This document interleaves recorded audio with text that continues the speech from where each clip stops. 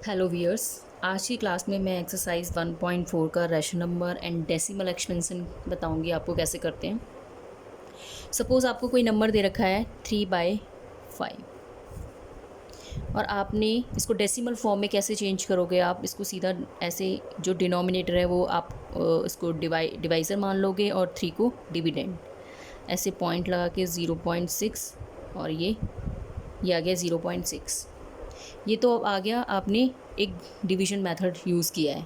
अगर मैं आपको बोलूँ कि डिवीजन मेथड आपको यूज़ नहीं करना और आपको ये बताना है कि कैसे ये इसकी डेसिमल एक्सपेंशन लिखनी है, तो आप कैसे लिखोगे। ठीक है, तो उसके लिए मैं आपको थोड़ा सा पहले बता देती हूँ कि रैशनल नंबर्स में कितने टाइप्स के रैशनल नंबर्स होते हैं। तो देख लीजिए, रैशनल नंबर्स हमारे जो होते हैं वो दो टाइप के होते हैं। एक तो बेसिकली एक होते हैं टर्मिनेटिंग और दूसरे होते हैं नॉन टर्मिनेटिंग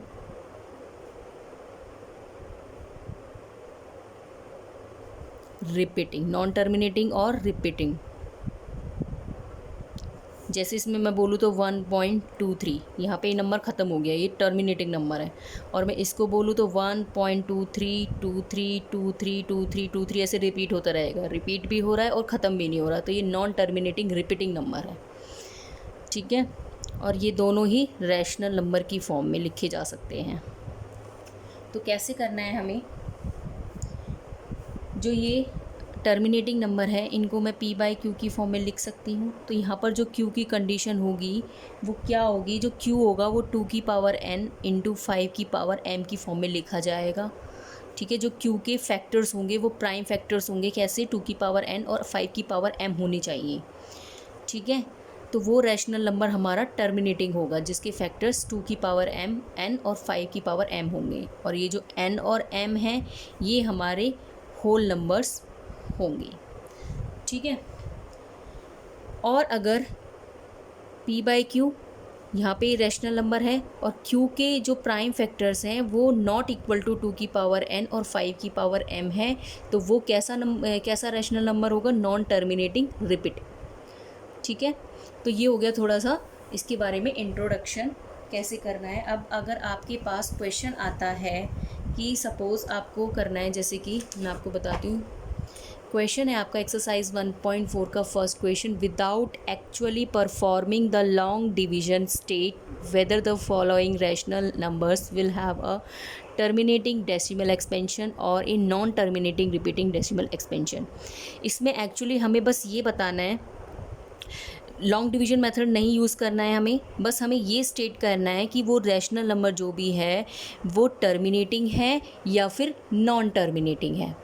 ठीक है, तो मैं लॉन्ग डिवीजन मेथड यूज़ नहीं कर रही हूँ, मैंने अभी जो आपको मेथड बताया है वो मेथड यूज़ करूँगी। तो उस मेथड के लिए मुझे ये p/q की फॉर्म में है। अब ये जो q है इसके मुझे फैक्टर्स करने पड़ेंगे। तो इसके फैक्टर्स क्या होंगे वो आप यहाँ पे करके दिखाती हूँ मैं आपको।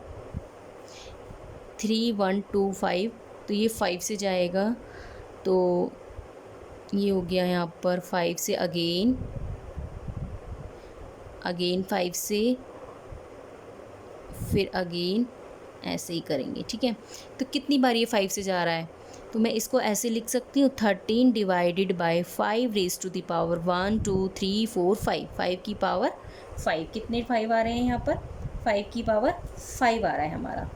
ठीक है, अभी मैंने आपको बताया था जो क्यू होना चाहिए वो 2 की पावर समथिंग और 5 की पावर समथिंग होना चाहिए, यही बोला था मैंने। लेकिन अभी आपको दिख रहा है यहाँ पे 5 की पावर तो 5 है लेकिन 2 की पावर कुछ भी नहीं है ना, तो मैं इसको ऐसे करके लिख सकती हूँ 1। यहाँ पे मैंने 1 लिख दिया सपोज़। ठीक है, कोई फ़र्क नहीं पड़ रहा है, तब भी 5 की पावर 5 इंटू 1 5 की पावर 5 ही रहेगा।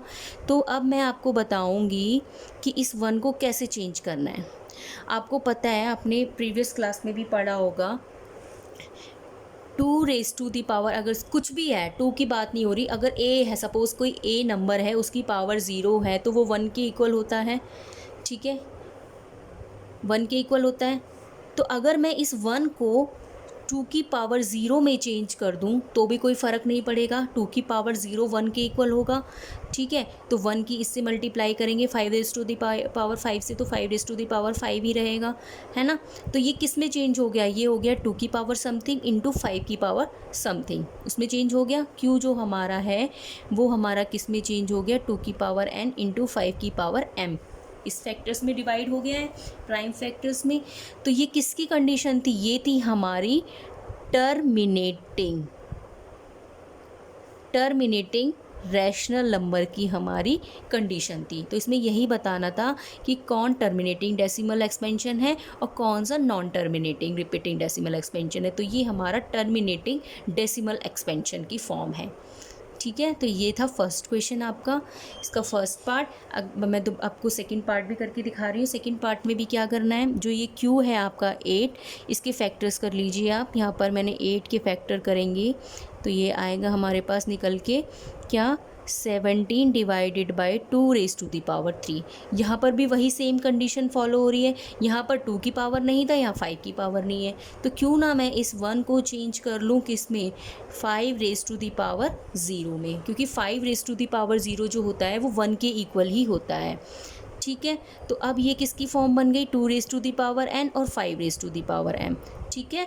तो यहाँ पे मैं इसको लिख सकती हूँ q इज़ इक्वल टू 2 की power n into 5 raise to the power m, where n and m is equal to में होल नंबर्स। ये क्या है, होल नंबर्स है n और m। तो मैं इसको क्या कह सकती हूँ, ये कैसा एक्सपेंशन है, ये है टर्मिनेटिंग डेसिमल एक्सपेंशन, ठीक है। ये आपका सेकंड पार्ट है। अब अगर मैं थर्ड पार्ट की बात करूं तो वो भी देख लीजिए आप। थर्ड पार्ट में क्या है, 64 डिवाइडेड बाय 455। तो यहाँ पर आपको 455 के फैक्टर्स करने पड़ेंगे। तो ये हो जाएंगे यहाँ पर 5, 7 और 13। तो q is equal to 455 is equal to 5 into 7 into 13, ठीक है।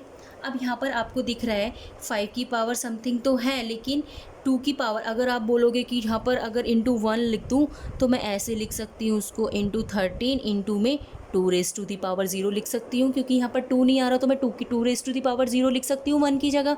तो आप बोलोगे कि यहाँ पर 5 की पावर समथिंग इंटू 2 की पावर समथिंग तो बन रहा है, तो ये टर्मिनेटिंग है। नहीं, 5 into 2 raise to the power 0 तो है, वो तो ठीक है, लेकिन यहाँ पर 7 और 13 एक्स्ट्रा हैं। एक्स्ट्रा नहीं होना चाहिए कुछ भी, केवल 2 और 5 की ही फॉर्म होनी चाहिए टर्मिनेटिंग के लिए। तो ये कैसा एक्सपेंशन हो गया, ये एक्सपेंशन हमारा हो गया नॉन टर्मिनेटिंग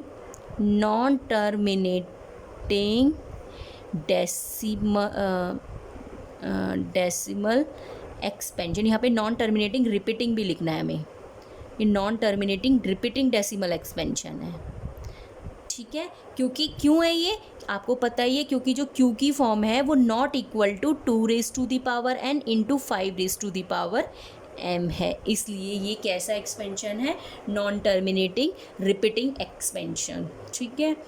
अब नेक्स्ट पार्ट है 15 डिवाइडेड बाय 1600। तो हमें 1600 के यहाँ पर फैक्टर्स करने पड़ेंगे। ये कितने आएंगे देख लीजिए आप, काफ़ी बार डिवाइड करना पड़ रहा है इसको, सॉरी, यहाँ पर 5 पर जाएगा और फिर ये 1 आएगा। तो कितनी बार 2 आ रहा है, 1 2 3 4 5 6 टाइम्स 2 की पावर 6, और 5 कितनी बार आ रहा है, 2 टाइम्स। तो यहाँ पर जो q है, यहाँ पर थोड़ा सा स्पेस नहीं है, ठीक है, इस टाइप से। तो q जो है वो किस 2 raise to the power 6 into 5 raise to the power 2 की फॉर्म में है। तो यहाँ पर 2 की पावर समथिंग भी है, 5 की पावर समथिंग भी है। जब इस फॉर्म में होता है तो q क्या होता है, वो टर्मिनेटिंग